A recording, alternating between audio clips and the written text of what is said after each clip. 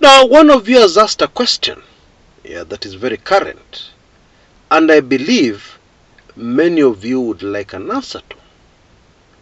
This is what they're saying. Chris, the British ambassador to Kenya, recently had a very long meeting with Agwambo. What were they really discussing?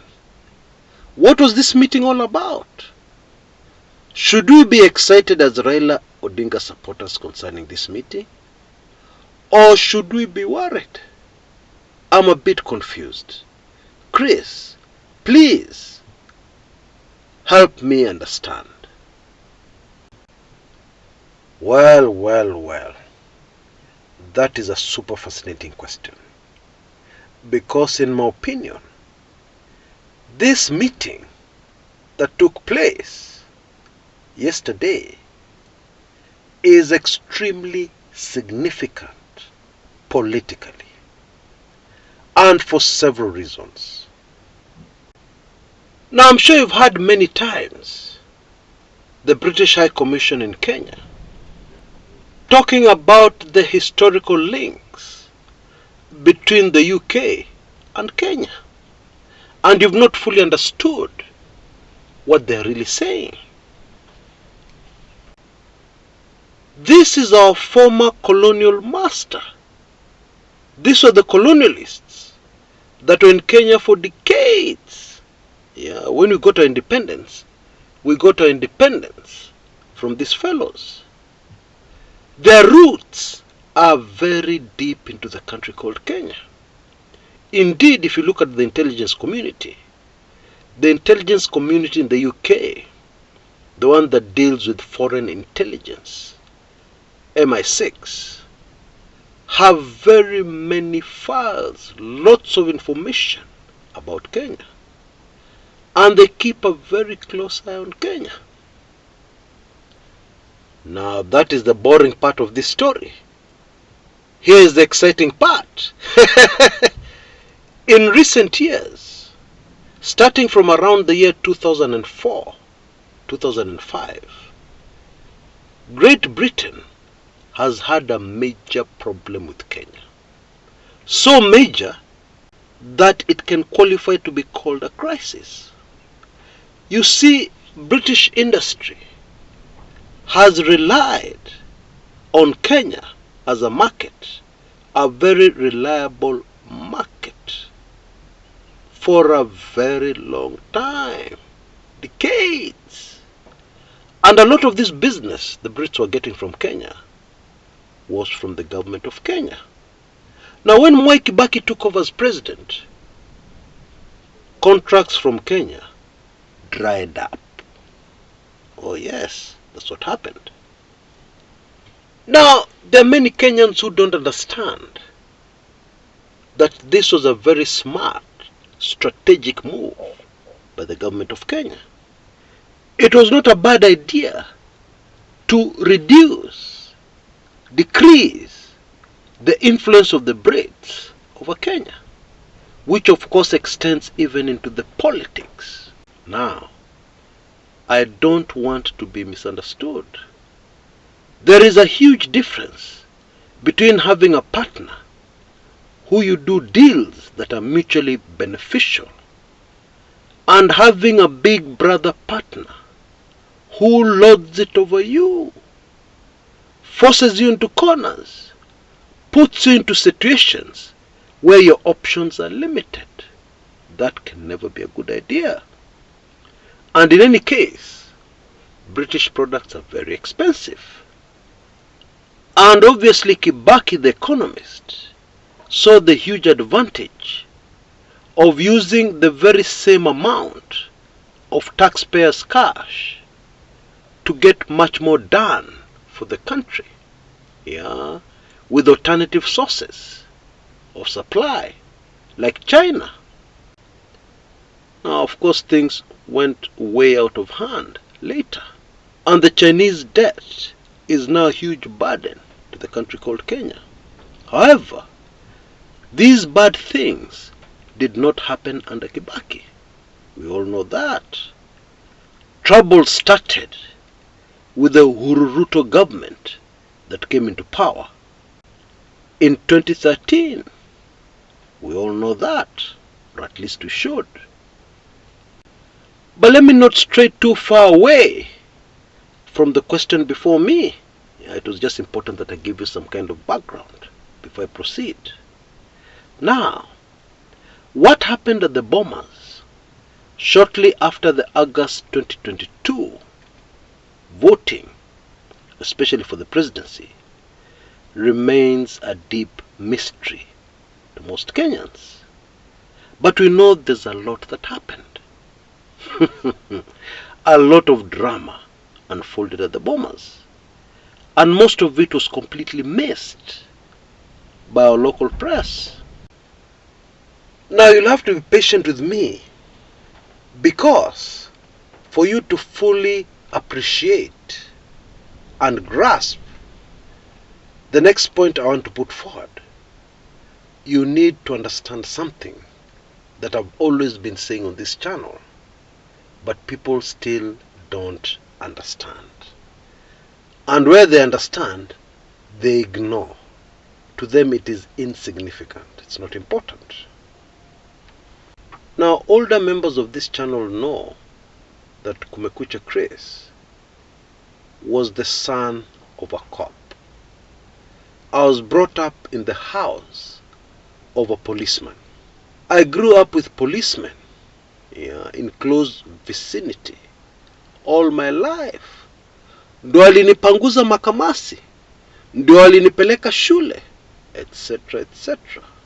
And many times, my dad, my late political lecturer, would handle police business from the house, using those old landlines, where to dial, you didn't press buttons. Instead, there was a thing that you took round and round. Your finger went to the number 9, and then you twisted this thing round, and then it sprang back. You've dialed a number. I know that's a mystery to most of us. So in these telephone conversations, something could go wrong. And the very predictable question my dad would ask is, who was the commanding officer? I heard that question so many times. He was on the phone telling off somebody for some mess or something that had gone wrong somewhere, and he would shout, make noise, and then finally he'd ask the question. In fact, I got so used to it, I would wait for it and repeat it as he said it. Who was the commanding officer? And then he would be given a name. And then he would disconnect that call and make another call to this commanding officer.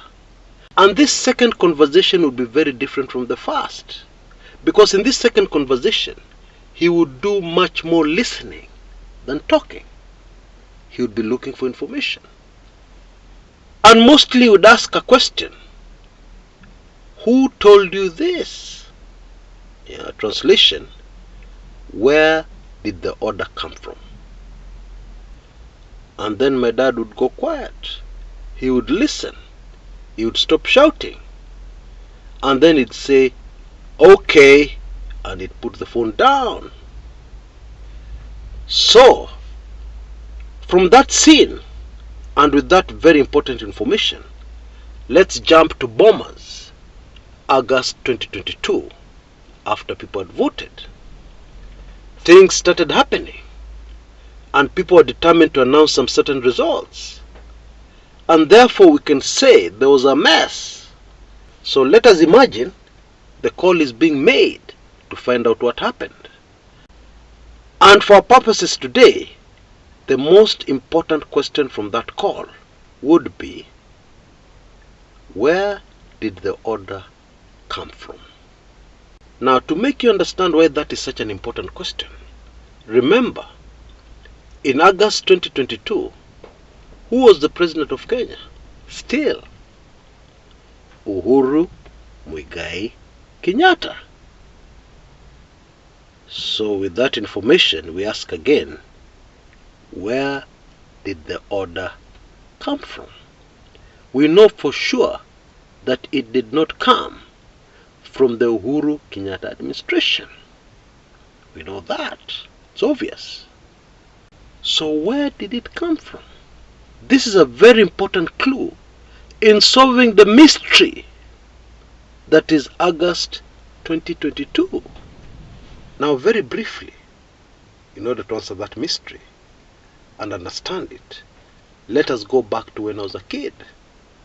Sometimes a senior officer would be faced with a crisis or a certain situation, and they would make their own quick decision on the ground and only inform the superior officer later, which in this case would be my dad. And my dad would make noise and get upset and shout on the phone, but it was too late. That wrong decision, that wrong move had already been made. And the officer involved would say that that was the best decision he thought of on the spur of the moment, in the heat of the moment, when this particular crisis emerged. There was no time to call his superior for instructions. Let me give you a quick example. One day, a very close friend of my dad was arrested. He was a businessman. And this man was doing business with a relative of President Jomo Kenyatta. I can't tell you more than that, I'm afraid. And you know, my late political lecturer was strict as a ruler. It didn't matter if you're his best friend. It didn't matter if you're his son. Yes, it happened to me even. He played by the book. And so, he called this officer and he asked him a very simple question. Who told you to release so-and-so? And then the usual shouting and telling off kicked in. And for a few minutes, it continued. And then he asked again, who did you speak to? Who gave you the idea of releasing so-and-so? And the answer came in through from the other side. I didn't hear what the officer said, but the reaction of my political lecturer was immediate. He went quiet. And then he said, I remember very vividly, I see. Nimeelewa. Translation. And then he quietly put the phone down. What? Now, it was rather obvious that whoever gave the instructions for the man to be released, a close friend of my dad, was somebody extremely powerful. And that was the end of that story. So back to Bomas. Kulikuwa drama na misuko. Alafu huyu jamaa anaitwa Chebukati ilibidi atolewe hapo Bomas, apelekwe kwake nyumbani. Na usisahau, haya yote yakifanyika, nani alikuwa rais wa Kenya? Uhuru Muigai Kenyatta. Na Chebukati alitolewa hapo Bomas na watu ambaye sio wa Kenya, watu kutoka nchi ya kigeni, watu ambaye Raila alitembelea hivi majuzi. In other words, the Brits helped to get Chebukati safely out of Bomas and to his house. The same people who Raila paid a courtesy call to the other day. Can you begin to join the dots? Can you begin to understand why this meeting was very, very significant politically? Should be obvious now. So let's move on. So whatever has happened has happened. Now what is there to discuss? Because maziwa yakimwagika haizoleki. Once your milk has poured onto the tarmac by mistake, you can't pick it up and return it into the milk bucket. It's done. So what would you have to discuss? Well, you can discuss the way forward. And discussing the way forward involves another English word, which I'll give you. And that word is negotiations. Yeah. Now it was a closed door meeting. Yeah, and therefore we can never begin even to pretend that we know what was discussed, what was negotiated over. So we have to look elsewhere for some answers, at least. One of the individuals who accompanied Raila Odinga into this meeting and went right inside the meeting was the Suna East legislator, Junet Mohammed, who is a very close ally of Raila Odinga. You know, one day, long after the handshake between Raila Odinga and Uhuru Kenyatta, somebody tried to get some information from Junet Mohammed, because he's the only person who accompanied Raila Odinga, the only politician, when he went in for the final negotiations with Uhuru Kenyatta, before the two emerged on the steps of Harambee House and announced and declared to the world their handshake, their willingness to work together. And Junet Mohammed, a student of Raila Odinga, very sharp man, very sly man. Don't be fooled by the way he talks sometimes. Junet Mohammed told Kenyans he had no idea. He said that Raila Odinga left him at the reception and walked into the office where the negotiations were happening alone. Now that may be true, and sometimes it is possible to tell the truth, but leave out a few critical facts that actually change the implication of the truth. Because you need to ask yourself the question, why did Raila come with Junet Mohammed only? All this way, the only politician who accompanied him, only to leave Junet Mohammed at the reception. What was the purpose of Junet Mohammed? To stand guard at the reception? To protect Raila? No. There must have been a good reason. I put it to you that Junet Mohammed told us the truth, but he was called into the meeting a few times. Junet, unaweza nitafutia bairo na karatasi? Junet, ndio baba. Kuna hii kitu na hii kitu na hii kitu ambayo tumekubaliana na Uhuru. Hakikisha kabla leo ijaisha uongee na Joho, umwambie 1 2 3. Alafu uongee na huyo mtu mwingine anaitwa fulani, umwambie 3 4 5 6, etc etc. Junet Mohammed had the details. I suspect Junet Mohammed is Raila Odinga's sounding board. Chris, what is a sounding board? Now, let me talk about your sounding board so that you understand the meaning of this expression. From London, hii expression ya wazungu. Now I'm talking about men who are sensible and wise. You get home at the end of a very hard day. You have had your supper.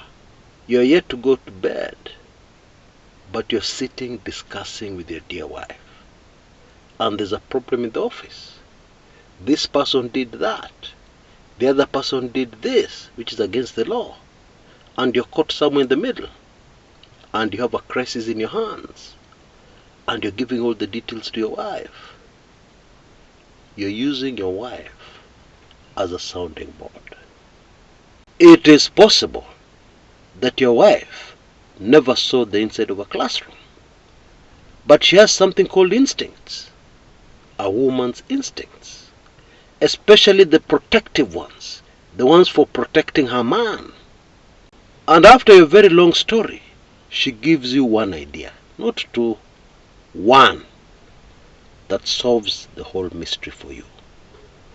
Or, what is more likely, it could be that she listens. She doesn't even say a word. She doesn't give you an idea. However, after you finish, you realize, actually I can do 1, 2, 3. Yeah, because you have spoken to it, you have looked at her expression. As you say this, as you say that, you have looked at her reaction. And that one has helped you to find your way. Because you trust your wife. She's your sounding board. She's your protector. In my opinion, this is another very important clue to tell us. The meeting Raila had with the Brits was extremely important for Kenya's future. To me, this is a significant clue to tell me that at that meeting, a game-changing decision was reached. Now I can hear somebody saying, come on Chris, you're putting us in suspense. Tuambie ni nini? I don't know. However, we don't have to wait for long to find out, or at least to get a very good idea as to what that game-changing decision agreed on was. Let me give you a very quick example. We have already seen what happened at Bomas. Yeah, the Brits helped to get Chebukati to safety. And then, shortly after President William Samoei Ruto was sworn in, remember what happened?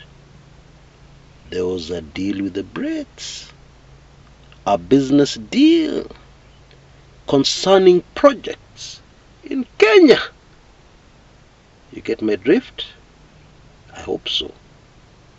Now before I go, I want to drop a bombshell. Get ready. There is something else I'm reading from this meeting. It tells me that the person, the man, who is being groomed to take over from Raila Odinga as party leader of ODM is a man called Wycliffe Oparanya. Until next time, this is Chris Kumekucha.